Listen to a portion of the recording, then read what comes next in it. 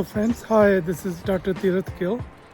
I want to talk to you today about Confucius.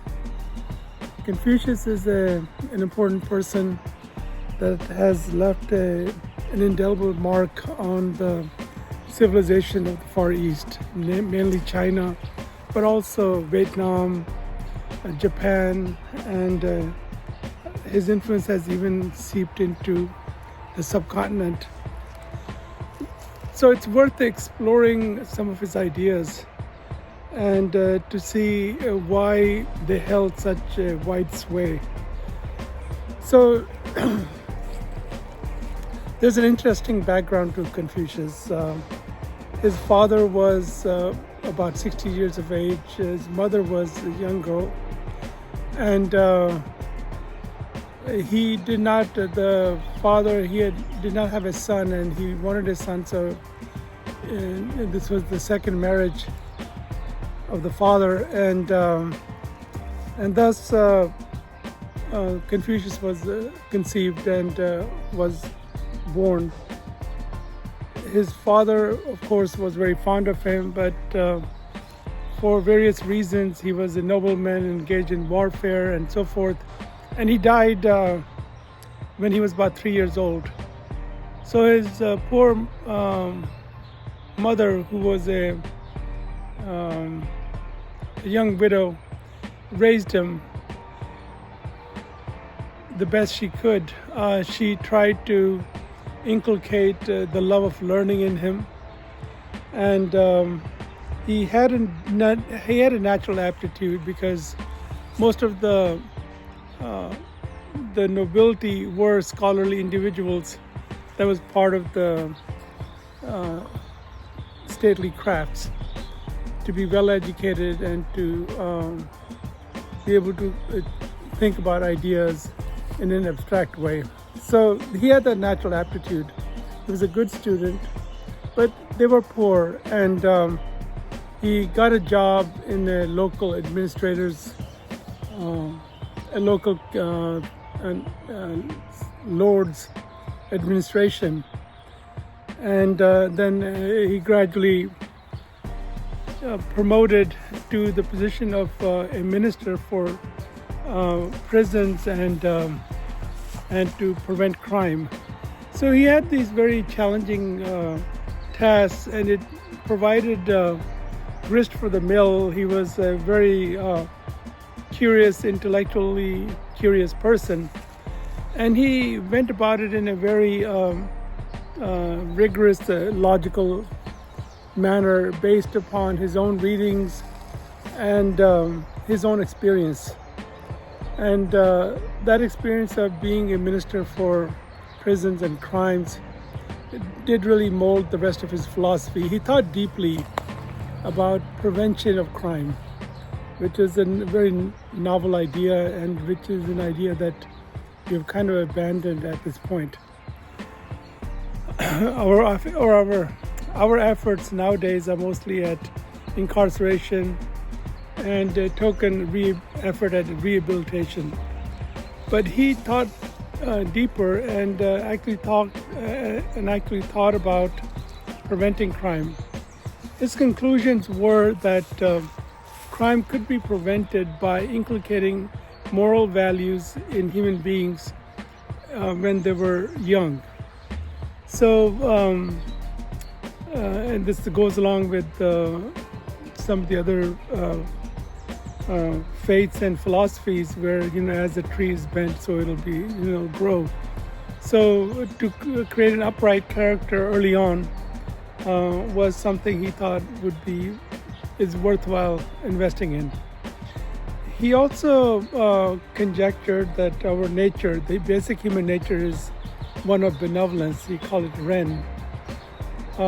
He also thought that it was proper to have assigned roles and proper protocols for discharging the function of these roles. He thought there was an obligation in every relationship for each party to live up to their roles. So a parent and child, the parent would provide love, nurturance, guidance, all of those things. And the other side of this is called filial piety, which is a very big thing in China, where there's great respect shown for the elders and the parents, and also mentors and teachers. And this tradition actually carries into the subcontinent, into India, and then Pakistan and Bangladesh, and all those areas. Afghanistan were part of the same culture. So this veneration for elders, respect for parents was inculcated there too. But the original thoughts were compiled by the students of Confucius in China, and in a very organized, methodical manner. So that was called Li, the assignment of roles. He also felt that justice and fair rule could be ensured by leadership being taken up by men and women of high moral character. So he emphasized high ethics in the leadership, that they would inspire correct behaviors in their subjects and the people under them. And this is true. It actually, if you're a supervisor or you're leading a team, they look up to you, and if you don't hold up your commitment to the ideals or the goals of the group in a sincere way, they will lose interest as well. So leadership by example is a very fundamental thing with Confucian thought. He valued wisdom and the act of self-improvement and learning. So he emphasized learning and knowledge. He emphasized meritocracy. He felt that talented people could be born in poor homes to parents that were not privileged or had not had the social success or the academic success, but you could still have children being born that were very talented, and that these children, these individuals should have an opportunity to reach high posts. So he devised a system, civil service, or his ideas generated the system of testing for competence of individuals that wanted to apply for state jobs.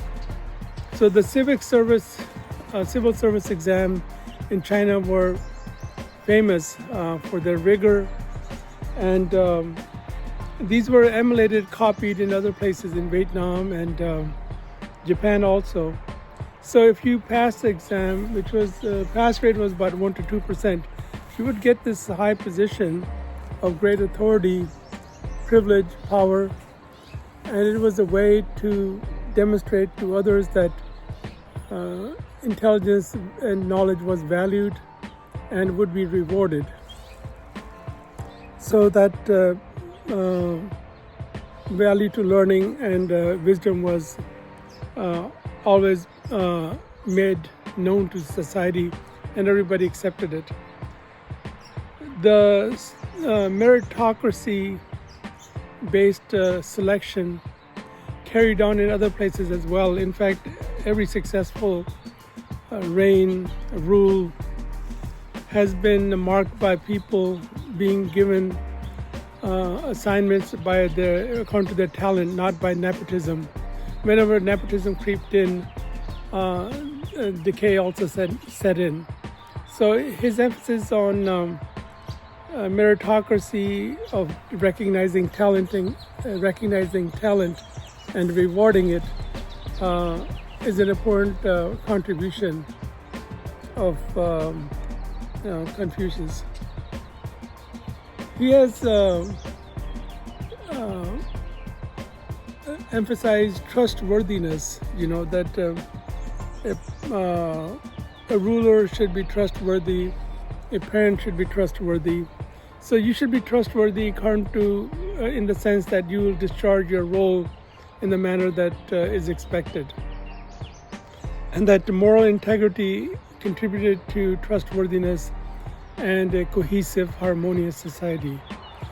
those are some ideas of Confucius. He's a great man. We can learn much from him. And he deserves a place of special honor and mention in the pantheon of thinkers and gurus and mystics and all of those revered men of the past and women of the past. So salute to Confucius, great man. God bless him, and let's try to make use of the wisdom he has imparted and create a more harmonious society. Thank you. Bye-bye.